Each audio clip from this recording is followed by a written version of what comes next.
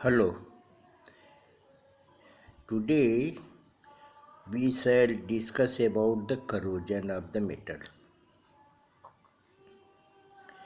Actually, हम ये देखते हैं कि मेटल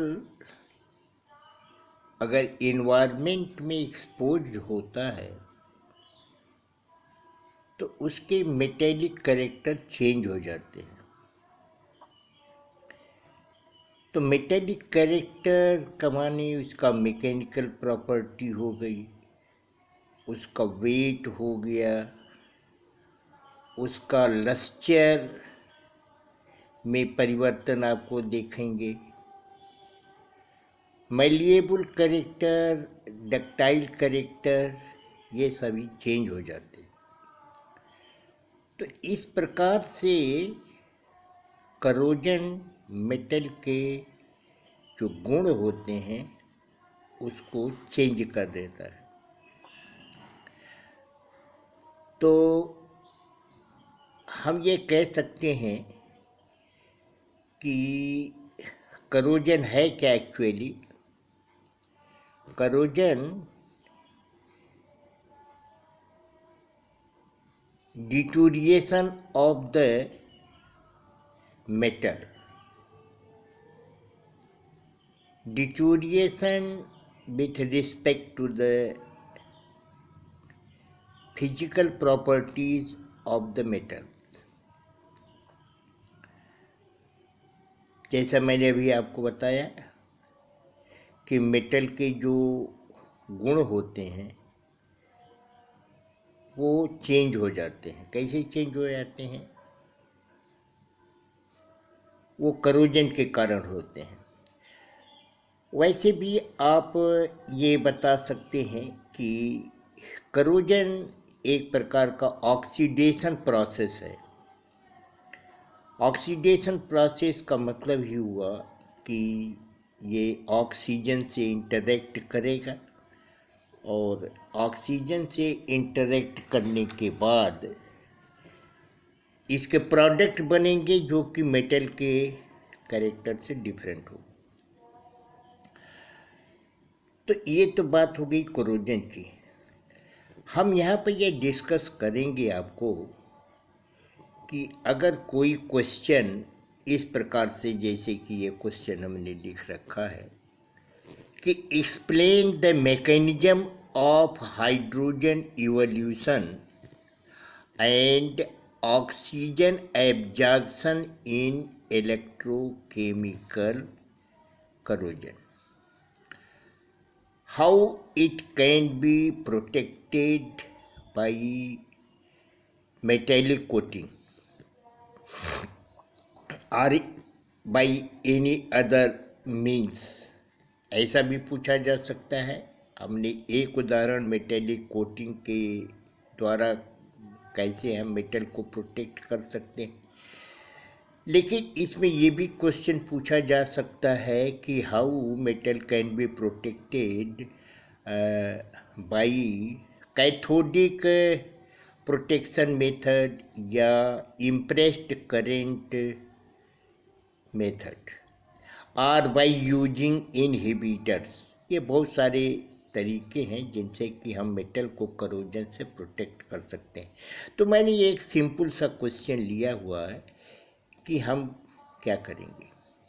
तो सबसे पहले हम ये डिस्कस करेंगे कि इलेक्ट्रोकेमिकल थियरी क्या है। तो एक्चुअली करोजन में you will find that a number of galvanic cells are formed over the surface of the metal। Metal का ही कुछ पार्ट एनोड की तरह से बिहेव करेगा, कुछ पार्ट कैथोड की तरह से बिहेव करेगा, और जो इन्वायरमेंट में गैसेज हैं और मॉइस्चर है वो एक इलेक्ट्रोलाइट सॉल्यूशन का पार्ट प्ले करेगा। तो इस प्रकार से हमको ये गैल्वानिक सेल बनती है। तो we can say that there are number of the galvanic cell formed over the surface of the metal, and therefore electrochemical reaction take place. So here we are discussing about the electrochemical theory of the corrosion. So regarding this question, we have shown here, according to electrochemical theory, galvanic cell is formed on the surface of the metal. Some part of the metal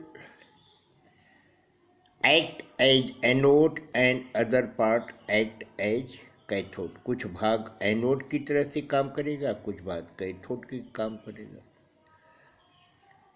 And the chemicals present in the environment and the moisture act as electrolyte.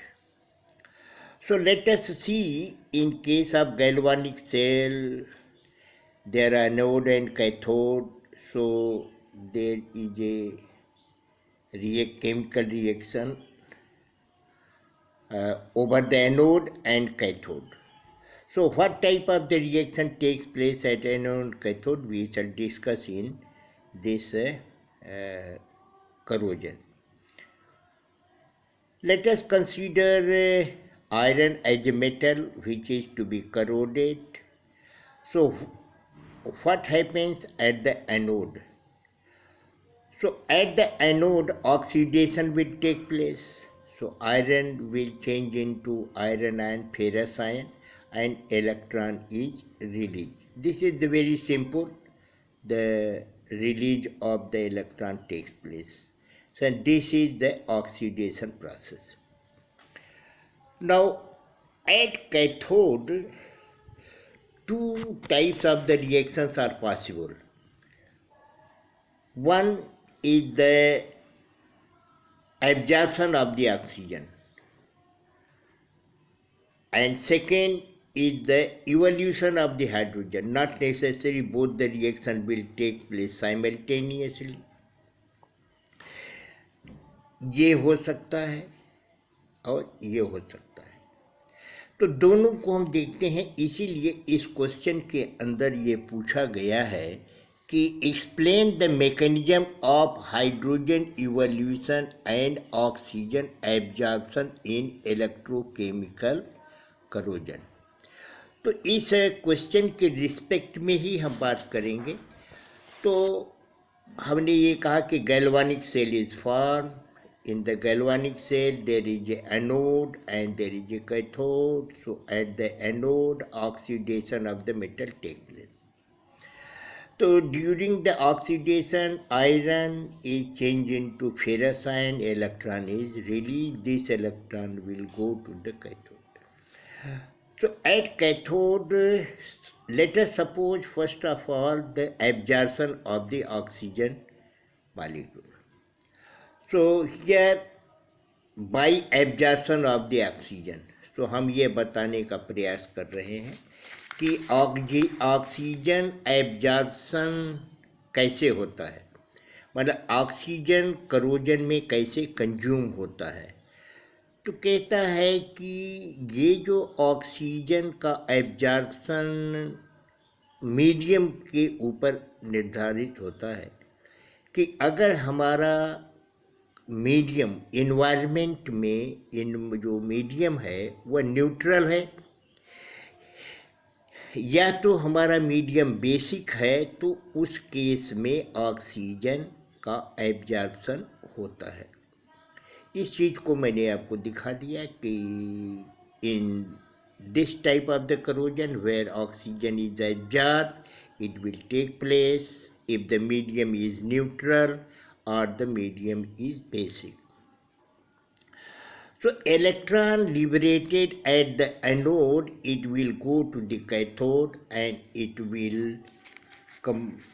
interact with the water and oxygen present at the cathode and reduction take place. Always you will find that there is a oxidation over anode and reduction at the cathode. How reduction takes place? This is the water, moisture in the atmosphere, oxygen in the atmosphere, and electron it is coming from the anode, and finally you get a hydroxyl ion. So this is the reduction process. So at the cathode reduction takes place. So overall, if we consider the reaction, suppose this is the metal, this is the oxygen in the atmosphere, this is the water. So what will happen? You will get a iron hydroxide, ferrous hydroxide you can say. So first of all, ferrous hydroxide is formed, and this ferrous hydroxide is further oxidized. Just see here, this is the ferrous hydroxide formed here, and this is further oxidized, means it further interact with the oxygen and moisture of the environment, and it will give the ferric hydroxide.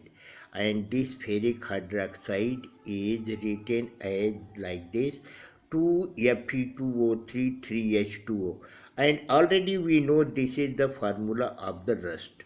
So this is the very simple concept of rusting of the iron. So rusting of iron is one of the type of the corrosion when metal interact with the environment. So if there is a two necessary condition, environment must contain moisture, environment must contain oxygen. So this is the very simple concept of the corrosion. So this is the theory of oxygen absorption. So now when we consider the environment contains either neutral medium or basic medium, then oxygen absorption will take place. अब इसके बाद ये बात आती है, अब इसके बाद बात ये आती है कि अगर मीडियम मेरा न्यूट्रल नहीं है, अल्कलाइन नहीं है, एसिडिक है, तो क्या होगा? क्या ऑक्सीजन एब्जॉर्प्शन होगा?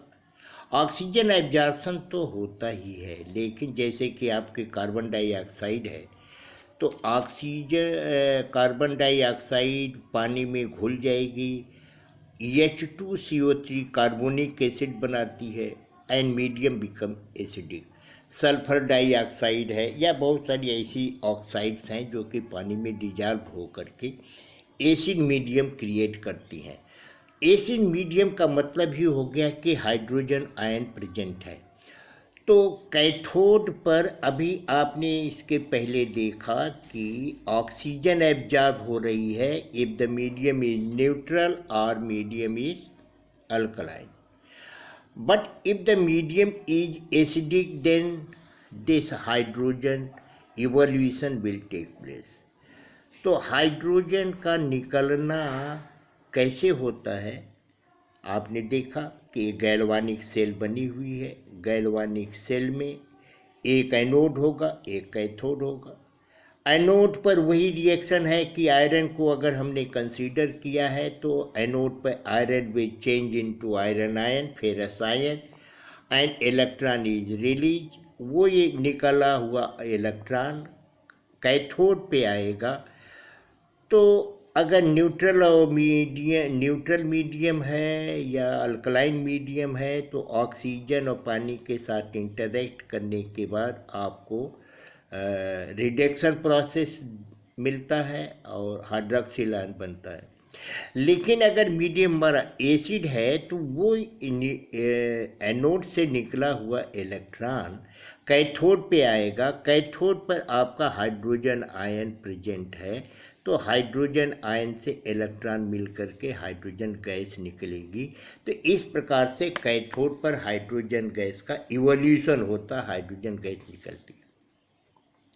तो ये जो electrochemical reaction in terms of oxygen absorption and hydrogen evolution question में पूछा गया है, उस चीज़ को यहाँ पर हमने प्रेजेंट किया है कि सपोज करिए कि एक आपका मेटल है, कोई भी मेटल हो सकता है, तो हमने फॉर एग्जांपल आयरन को लिया है। तो आयरन का यहाँ पर सपोज करिए कि इसको ऐसे ही एक वाटर ड्रॉप ऐसे बनती है, तो इसके अंदर क्या क्रिया होगी। तो यहाँ पर हमने माना है कि ये एनोड है, यहाँ हमने ये रिप्रेजेंट किया है कि यह पॉइंट जो है वो एनोड है। तो यह पॉइंट जब एनोड होगा तो rest part of the metal it will behave as a cathode.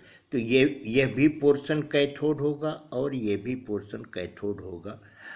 तो अब यहाँ पर क्रिया क्या, एनोड पर क्या क्रिया होती है, आप देखते हैं कि एनोड पर मेटल का ऑक्सीडेशन होगा, मतलब इलेक्ट्रॉन निकलेगा।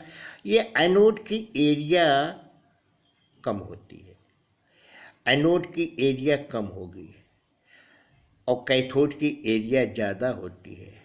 आपको बाद में बताया जाएगा कि what is the effect of area over the rate of corrosion. यहीं पर मैं आपको ये भी बता दूं कि एनोड से इलेक्ट्रॉन निकलता है, कैथोड पे जाता है, तो कैथोड की एरिया जितना ही ज़्यादा होगी उतना ही करोजन का रेट ज़्यादा होगा, क्योंकि ज़्यादा एरिया अगर कैथोड की है तो इलेक्ट्रॉन को अकोमोडेट करने के लिए ज़्यादा एरिया मिलेगी, तो रेट ऑफ करोजन बढ़ेगा। तो हमेशा इस बात का ध्यान आप रखिए कि अगर प्रोटेक्ट करना होगा, हम बाद में डिस्कस करेंगे कि अगर मेटल को प्रोटेक्ट करना है तो कैथोड की एरिया कम रखनी पड़ेगी। एनोड की एरिया जितना ज़्यादा होगा उनसे कोई हमारा नुकसान नहीं होगा, क्योंकि इलेक्ट्रॉन जितना भी निकले लेकिन इलेक्ट्रॉन को अकोमोडेट करने का स्थान नहीं होगा कैथोड पर, तो वो फ्लो नहीं करेगा। तो और आप जानते हैं इलेक्ट्रॉन का फ्लो नहीं होगा करोजन में, तो करोजन करंट नहीं बहेगी, और करोजन करंट अगर चेक हो जाए तो करोजन अपने आप चेक हो जाएगा। तो यहाँ पर आप ये देख रहे हो कि this is the anode, this is cathode, cathode. अब यहाँ पर ये करोजन प्रोडक्ट बना हुआ, ये जो डॉटेड आपको दे ये करोजन प्रोडक्ट है। एक्चुअली करोजन तो एनोड पर होता है, लेकिन जो प्रोडक्ट बनता है, जैसे आयरन है तो रस्ट बनेगा, रस्ट जो होता है वो करोजन प्रोडक्ट है। तो ये यहाँ पर ये कैथोड है ना, कैथोड के पास डिपॉजिट होगा, ये कैथोड है, ये कैथोड के पास डिपॉजिट होगा।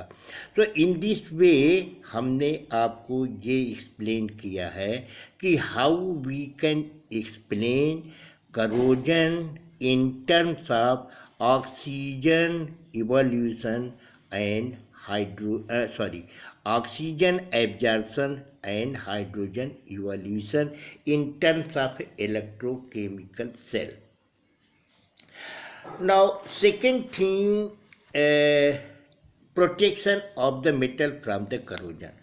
करोजन से प्रोटेक्ट करने की जब बात आती है तो अभी हम क्वेश्चन के रूप में बातें कर रहे हैं। हमारे क्वेश्चन में दिया गया था कि मेटेलिक कोटिंग के द्वारा हम कैसे एक मेटल को करोड करें, करोजन से बचाएंगे, माने how we can protect metal from the corrosion by metallic coating. Important देखिए, हम जो भी बात कर रहे हैं ये क्वेश्चन के रिस्पेक्ट में कर रहे हैं। जो क्वेश्चन पूछा गया है उस क्वेश्चन का ही आंसर हम आपको बता रहे हैं। तो मेटेलिक कोटिंग, क्या किसी भी मेटल की कोटिंग की जा सकती है? ऑफ कोर्स किसी भी मेटल की कोटिंग की जा सकती है, लेकिन आपको ये बता दें कि उसी मेटल का कोटिंग करिए जो मेटल या तो नोबल हो, या तो जिस मेटल को आप प्रोटेक्ट कर रहे हो इस मेटल से ज़्यादा वो एनोडिक बिहेवियर देता हो, माने उसका इलेक्ट्रोकेमिकल सीरीज में रिडक्शन इलेक्ट्रोड पोटेंशियल कम हो। तो जैसे एक हम आपको बात सब जानते भी हैं, गैल्वनाइजेशन का एक नाम तो आप सब सुने भी होंगे कि आयरन पाइप, ये गैल्वनाइज्ड आयरन पाइप है। तो गैल्वनाइज्ड आयरन पाइप होती क्या है? तो गैल्वनाइज्ड या गैल्वेनाइजेशन का मतलब क्या है कि जब हम जिंक मेटल की लेयर को आयरन के ऊपर लगा देते हैं तो इस प्रक्रिया को हम गैल्वेनाइजेशन कहते हैं। तो गैल्वेनाइजेशन से फ़ायदा क्या होगा? हम जानते हैं कि आयरन का जो इलेक्ट्रोड रिडक्शन इलेक्ट्रोड पोटेंशियल है वो -0.44 इलेक्ट्रॉन वोल्ट है, और जबकि जिंक का -0.76 है। तो इस प्रकार से zinc is more active metal than iron. तो हम अगर जिंक का लेप कर देंगे, एक प्रोटेक्टिव लेयर मेटल के ऊपर आयरन के ऊपर चढ़ा दें, जिसको गैल्वेनाइजेशन कहते हैं, तो अगर करोजन होगा तो जिंक का होगा, और मेटल जो हमारा बेस मेटल है आयरन, वो बेस मेटल हमारा सुरक्षित हो जाएगा, प्रोटेक्टेड हो जाएगा। सो ये पहली बात हम बता रहे हैं कि मेटेलिक कोटिंग जो है, when metallic coating of the more active metals are made over the surface of the base metal, corrosion is checked। एक लाइन के अंदर आप लिख सकते हो कि जब भी कोई ज़्यादा एक्टिव मेटल जैसे कि जिंक है, जिंक को हमने आयरन के ऊपर कोट कर दिया तो आयरन बेस मेटल है वो प्रोटेक्ट हो जाएगा। So this is the very simple concept regarding the galvanization of iron pipe, जिसको मैंने कहा अब तो बहुत यूज आयरन पाइप का नहीं किया जाता, फिर भी बहुत किया जाता है। तो गैल्वनाइजेशन आप भी देखते हैं, बहुत सारी जो आयरन नेल्स होती हैं दुकानों के अंदर, तो उसमें जो है आयरन नेल को सुरक्षित रखने के लिए, करोजन से बचाने के लिए जिंक का पाउडर उस पैकेट में डाल करके ये जो शॉपकीपर होता है दुकानदार उसको करता है, तो ये एक जिंक की कोटिंग आयरन के ऊपर हो जाती है और वो आयरन नेल प्रोटेक्टेड हो जाता है। तो ये कहता है zinc metal is more active than iron and zinc after coating on iron act as anode and iron acts as cathode, and therefore corrosion से हम मेटल को प्रोटेक्ट कर सकते हैं। क्यों? क्योंकि करोजन हमेशा एनोड पर होता है और इसमें जिंक एनोड की तरह से बिहेव करेगा, तो आपका जिंक का करोजन होगा। आयरन कैथोड है तो कैथोड पे करोजन नहीं होता, तो आयरन प्रोटेक्ट हो जाएगा। तो इसी प्रकार से और भी आप कर सकते हैं, जैसे कि आयरन को हमको प्रोटेक्ट करना है करोजन से, तो हम ये कह सकते हैं निकिल है, टीन है, कैडमियम है, क्रोमियम है, इनका भी हम यूज करते हैं for coating over the metal.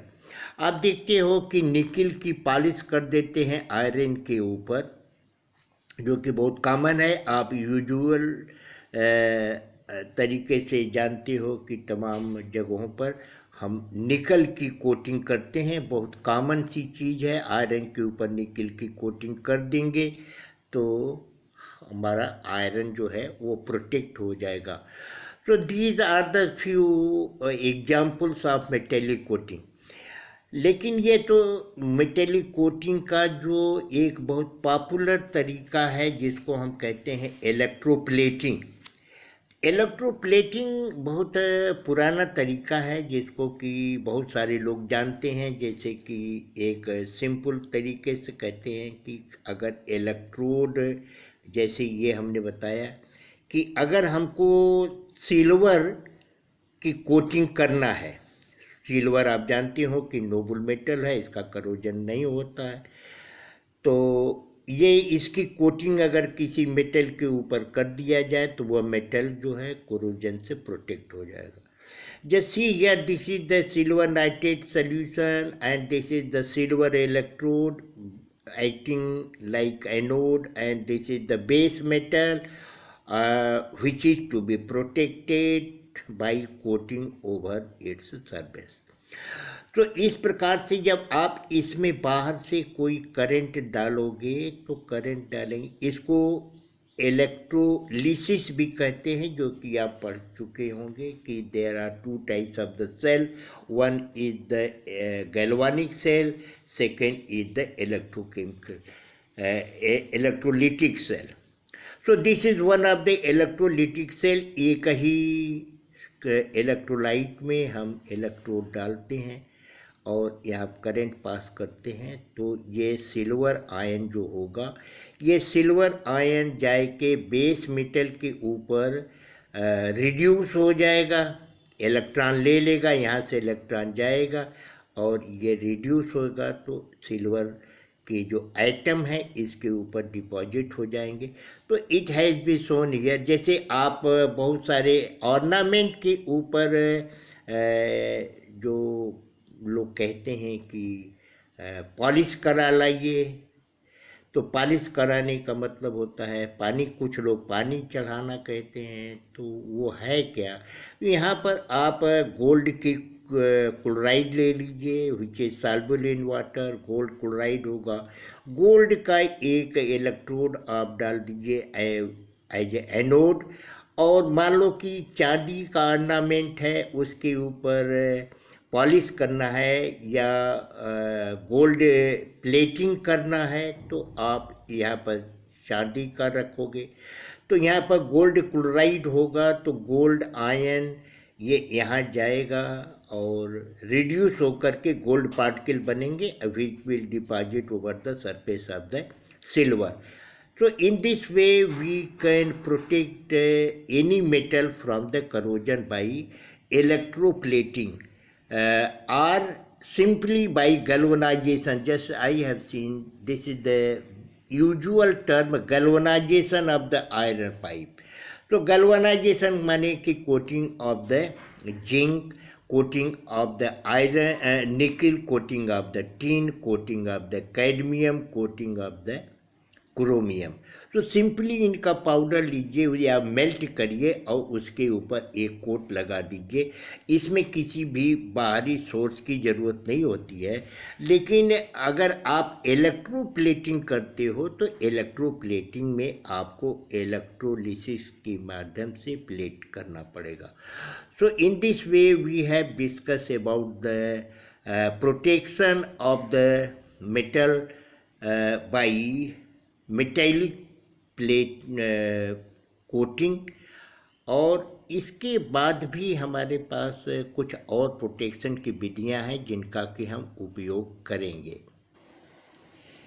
ये देखिए, एक बहुत ही पॉपुलर मेथड है जिसको हम कहते हैं कैथोडिक प्रोटेक्शन मेथड फॉर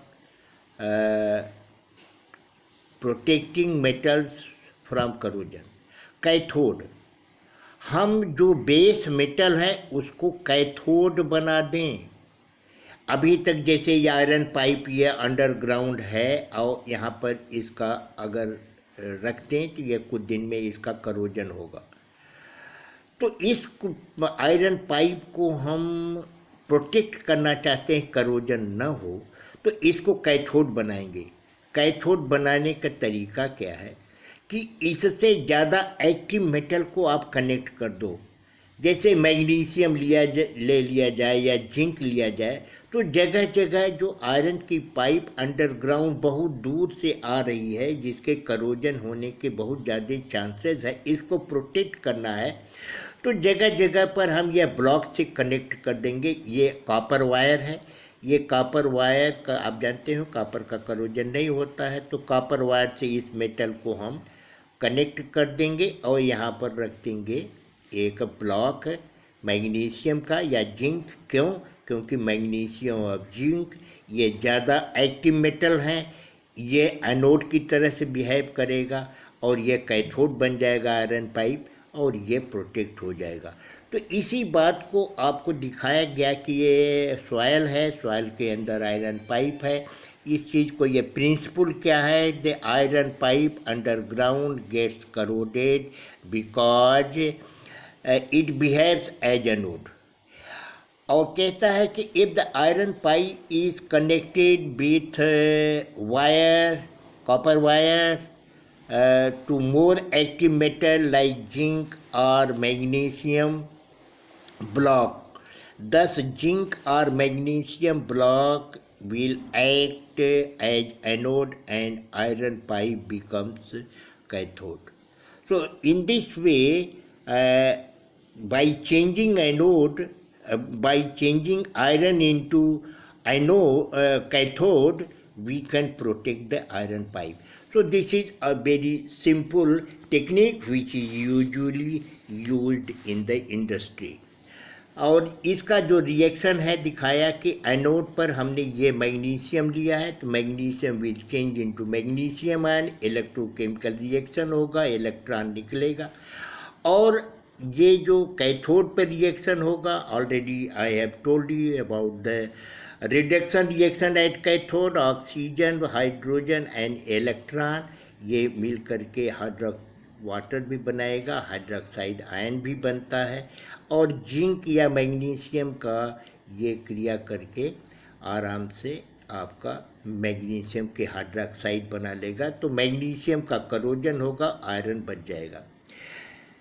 लेकिन इससे भी एक इम्पॉर्टेंट मेथड है जिसको हम कहते हैं कि इम्प्रेस्ड करेंट कैथोडिक प्रोटेक्शन। इसके अंदर ये आयरन पाइप है, इस पे हम जानते हैं कि during the corrosion current flow करती है। कन्वेंशनल करंट के विपरीत दिशा में करोजन करंट फ्लो करती है। अगर करोजन करंट की दिशा को बदल दिया जाए बाय इम्प्रेस्ड करंट तो करोजन की प्रक्रिया बंद हो जाएगी। Means we can check the corrosion of the metal. So suppose this is the iron pipe and this iron pipe is underground. We have to protect the iron pipe. So what to do? ये graphite का एक block, आप जानते हो कि graphite is a good conductor of electricity because of the free electron present in the p orbital of the carbon. So unhybridized p orbital of the carbon. So this graphite is connected to the iron pipe. And another this is the battery outsource. अब यहाँ से इसके negative terminal को हमने iron pipe से connect कर दिया है और पॉजिटिव टर्मिनल को यहाँ पर ग्रेफाइट से। तो इन दिस वे एक सर्किट बन गई। इस सर्किट में इसके द्वारा हम करंट देंगे जिसको हम कहते हैं इम्प्रेस्ड करंट। तो ये इम्प्रेस्ड करंट जो है करोजन करंट के विपरीत दिशा में चलेगी। So in this way you can change this iron pipe will behave as cathode and this graphite behave such anode.